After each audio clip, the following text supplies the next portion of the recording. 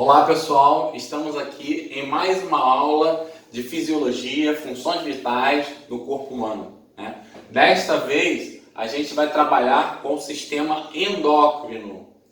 Eu vou explicar uma coisinha para vocês, para a gente começar o estudo desse sistema. Ele é muito longo, tá? Então a gente vai dividir essas aulas em módulos, tá? Então eu trouxe para vocês aqui uma introdução do sistema endócrino, como se forma, como agem os hormônios, tá? Uma comparação das glândulas e a hipófise, que é a principal glândula aí do sistema endócrino em termos de quantidade, em termos de controle de outras glândulas, tá? Então, eu trago aqui, vocês já devem ter ouvido falar numa especialidade médica chamada endocrinologia. O que seria isso? Endocrinologia, né? Ao pé da letra, o que significa endo? Endo quer dizer para dentro e exo quer dizer para fora. Então a gente tem as glândulas endócrinas, as glândulas exócrinas e temos também as glândulas mistas, tá? A gente vai trabalhar mais as glândulas endócrinas, que é o sistema endócrino, que é a que produzem hormônios, tá? E a mista também, no caso do pâncreas e as glândulas. Então, eu coloco aqui como se formam as glândulas. Essa linhazinha aqui, que está em roxo, não sei se dá para observar no vídeo, as glândulas são formadas por epitélios, tá? Por tecido epitelial, tá?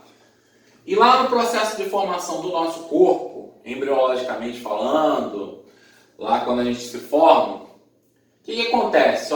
Primeiro a gente tem uma parte plana aqui de tecido. Esse tecido sofre uma invaginação. O que é uma invaginação? É uma dobra para dentro. Onde aqui a gente tem, na parte 4 aqui, na etapa 4, uma glândula exócrina já formada. Tá? O que caracteriza uma glândula exócrina, né? Lembrando do prefixo exo, né? Para fora. A glândula exócrina, ela tem um canal de comunicação com o meio externo da glândula, né? Então as substâncias são produzidas aqui, né? Que pode ser o suor, por exemplo, ou a saliva, ou as lágrimas, tá? E são liberadas ou para fora do corpo ou diretamente no local onde ela vai atuar, tá? Por exemplo, o suor é liberado para fora do corpo. O leite, no caso da mama da mulher, na época da amamentação, é para fora do corpo, né? Mas a saliva já não. A saliva, ela é liberada onde ela vai atuar. Onde que a saliva atua? Na boca, tá? Então a gente tem esse detalhe aí das glândulas exócrinas, tá? As glândulas endócrinas, elas se formam do mesmo jeito, olha só. Tem a etapa 1, tem a etapa 2, tem a 3, tem a 4. Mas olha a 5, olha o que aconteceu. Perdeu o ducto, perdeu o canal de comunicação com o meio externo. E aí, o que vai acontecer? As glândulas endócrinas vão produzir hormônio, elas vão produzir hormônios. E vai cair aonde? A corrente sanguínea. Olha o vaso sanguíneo aqui. A setinha, produzida, armazenada e liberada no sangue. Os hormônios, galera, eles são mensageiros químicos, tá? Eles levam uma mensagem. Lá no sistema nervoso, a gente conversou que existem dois sistemas coordenadores, reguladores do nosso corpo. O sistema nervoso e o sistema endócrino. O sistema nervoso, a gente falou que as mensagens são rápidas para chegar, mas em compensação dura um pouco. O sistema endócrino demora para chegar, vai corrente sanguínea e agindo aí ao longo de dias, meses. O hormônio, às vezes, para atuar demora um tempão. mas compensação, ele dura bastante o efeito dele, tá? Então, hormônio, galera, hormônio são mensageiros químicos, tá? Agora, glândula exócrina e endócrina, a gente estava falando aqui, né? Glândula exócrina libera seu conteúdo para fora do corpo ou diretamente no local de ação. Glândula endócrina produz hormônio e libera na corrente sanguínea. E a mista? O que faz? As glândulas mistas, elas fazem as duas coisas. Elas têm secreção exócrina e secreção endócrina, né? Tem 3 tipos de glândulas mistas nos humanos, tá? O pâncreas e as gônadas, testículos e ovários, tá? Vamos pegar o pâncreas como exemplo. Qual é a secreção exócrina que o pâncreas produz? Ele produz o suco pancreático, lá da digestão. Tem uma série de enzimas que atuam na digestão, muito importante.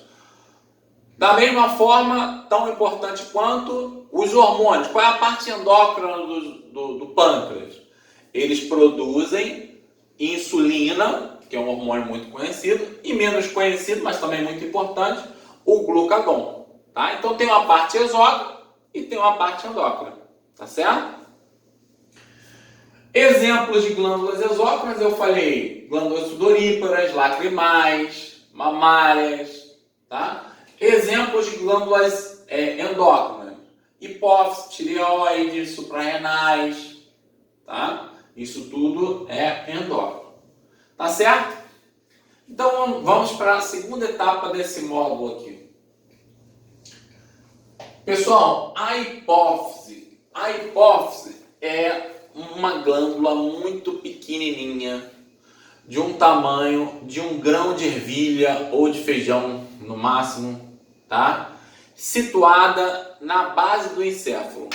Se você traçar um plano aqui na vertical e aqui na base aqui do crânio na horizontal, vai dar a localização exata da hipófise, tá? Ela é muito importante, galera, muito importante. Ela também é chamada de pituitária, tá? E ela é dividida em 2 regiões. A adenohipófise, ou hipófise anterior, e a neurohipófise, ou hipófise posterior, tá?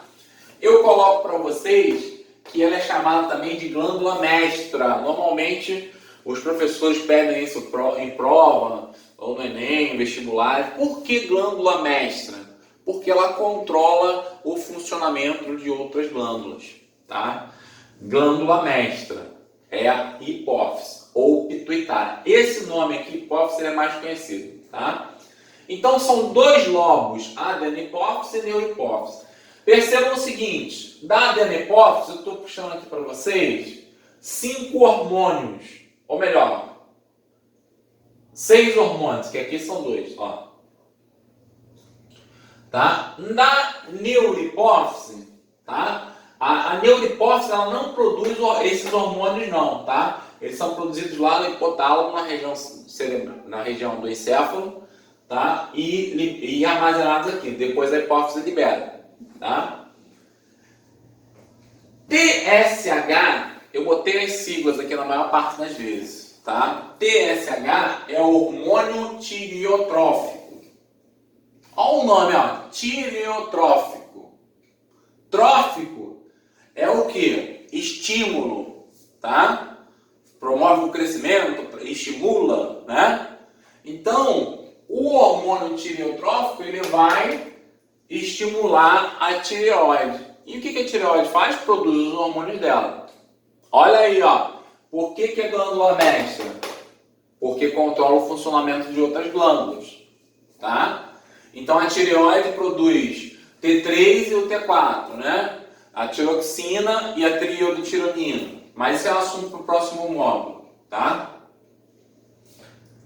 Olha, promove também a produção de hormônio do crescimento, conhecido pela sigla GH, tá? Em inglês, crescimento começa com G. Certo? E o adjetivo sempre em inglês, né, vem na frente. Então, GH também é bem conhecido, né? Ele ocorre aonde?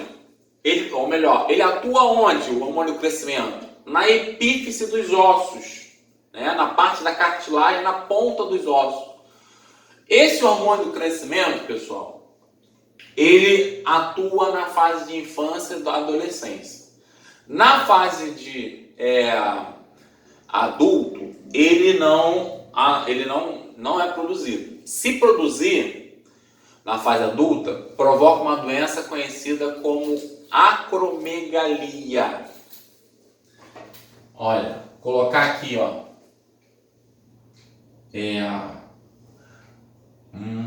Aqui, acromegalia. Então, repetindo, se a pessoa produzir hormônio do crescimento na fase adulta, ela pode ter essa doença aqui, ó. Acro é extremidade. Mega é de grande, tá? Então, essa pessoa com acromegalia, ela pode ter um crescimento interno também dos órgãos internos, viscerais, tá? Além de ficar com a mão maior, a parte da mão, das cartilagens, ele atua, hormônio do crescimento, então fica com um braço, a mão desproporcional, o queixo, a testa, tá? Tudo isso, essa doença atinge, tá? É uma doença complicada. Doença hormonal normalmente é complicada para cuidar, mas tem jeito. Tem também uma doença chamada de gigantismo. O gigantismo é quando o cara fica muito grande, ele fica meio desengonçado, passa de 2 metros, e muitas vezes, né? E o que acontece com o gigantismo? É quando a pessoa produz muito hormônio do crescimento, né? Uma hiperfunção da glândula, na fase de infância e adolescência, tá? Já ao contrário, quando ela produz pouco hormônio, uma hipofunção da glândula, tá? Provoca o nanismo. O nanismo tem o nanismo hipofisário, que é esse que eu estou falando, o nanismo da hipófise, e tem o nanismo genético. Tem umas diferenças aí entre os dois tipos de anões, tá? As características físicas mudam um pouquinho. O nanismo hipofisário, a pessoa é mais proporcional. O outro nanismo genético não. A gente tem algumas partes dos membros um pouquinho desproporcionais, tá? Muito bem. E as glândulas mamárias, galera? Tem um hormônio para ela.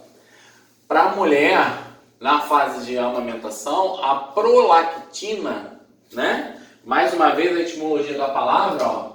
Pro é antes e lacto é leite. Então, ó, promove o que? A produção de leite, tá? Então, GH, prolactina, ó, hormônio adrenocorticotrófico ou ACTH. Mais uma vez, né? Uma sigla vem do inglês, né? Os adjetivos vêm na frente. Ó, hormônio adrenocorte, né? C, cotrófico, T, tá? Ele estimula, olha aí, mais uma vez atuando como ajudando, né? Estimulando outras glândulas, por isso o nome glândula mestra. Ela promove a função, né, fazer com que a glândula suprarrenal produza o seu hormônio. Tá? Estimula a produção de hormônios nas glândulas suprarrenais.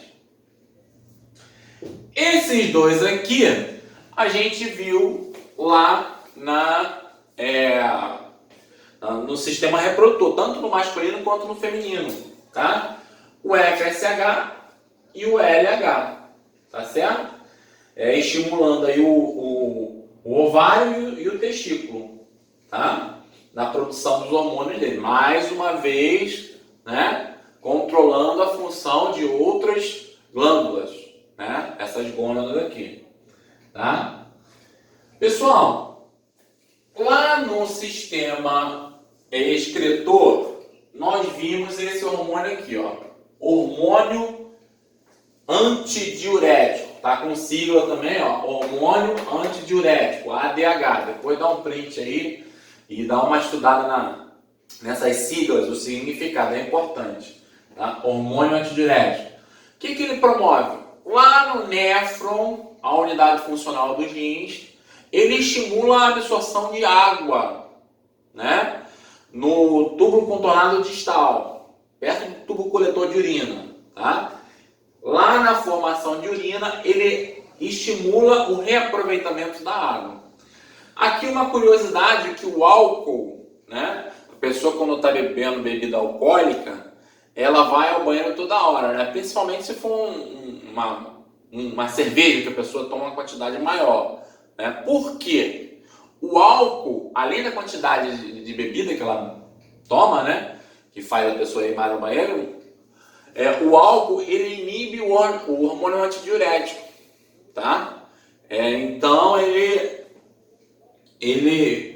a pessoa vai mais vezes ao banheiro e tem que ter cuidado com a desidratação.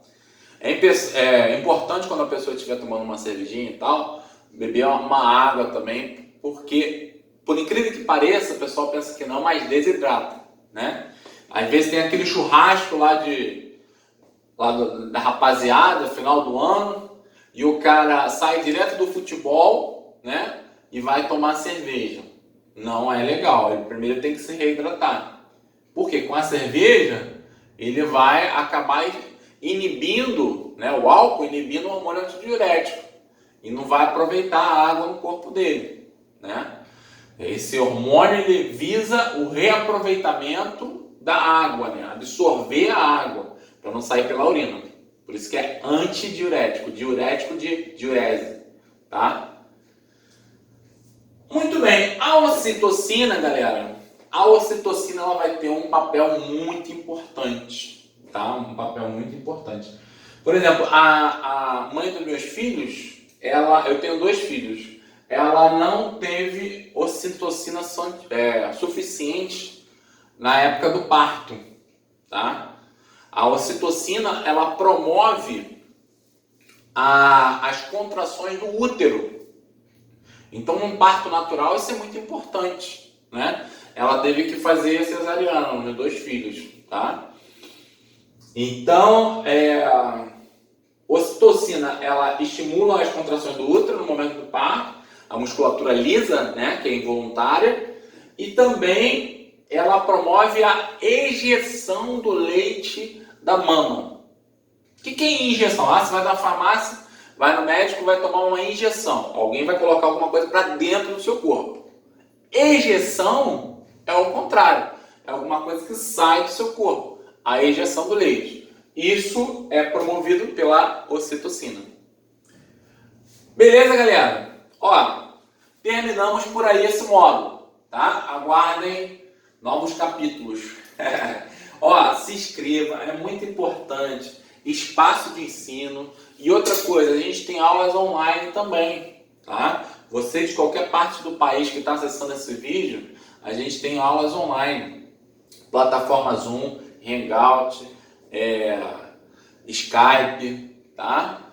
E temos a nossa aula presencial também aqui, situada perto do Parque Olímpico, aqui da Barra da Tijuca, no Rio de Janeiro. Tá bom? Valeu? Acessa lá o nosso curso, se inscreva no canal. Um abraço. Tchau, tchau.